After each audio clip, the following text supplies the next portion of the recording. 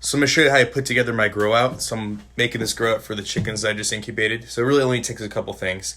I'm going to use a trough, bedding, a lamp, food and water dishes. And that's really all you need. That's all they need to be happy and healthy. So let's get that put together. So for bedding, I like to use the wood pellets. These are great. Once they get soiled or wet, they become sawdust and you get a little bit more use out of them. So this is good quality bedding that'll last us a little while. So then we put the pellets in a trough, we make sure it's evened out, and it's as easy as that.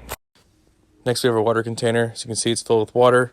We're going to take the bottom, screw it on, flip it right side up, and put it in there. Easy as that.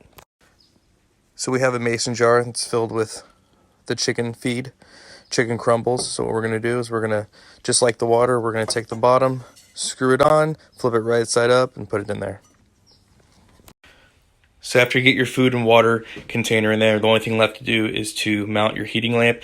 Now I'm using a hog panel for the top covering right here. The reason why I'm using the hog panel is because it's not as big as cattle panel. I think it's just the right size squares.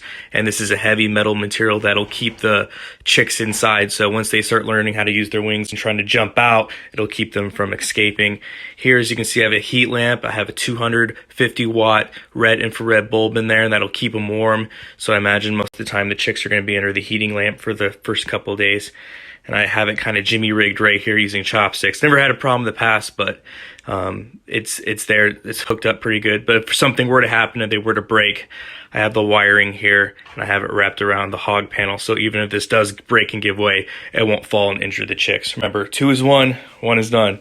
2 is 1, 1 is none. 2 is 1, 1 is none. So, yeah, we got some chicks.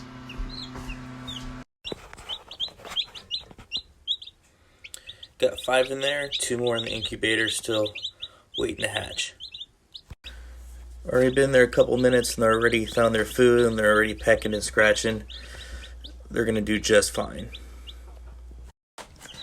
Now we got everybody else in there. It's a party. And that's all there is to it, guys. Very simple, very easy. Doesn't take a whole lot of time.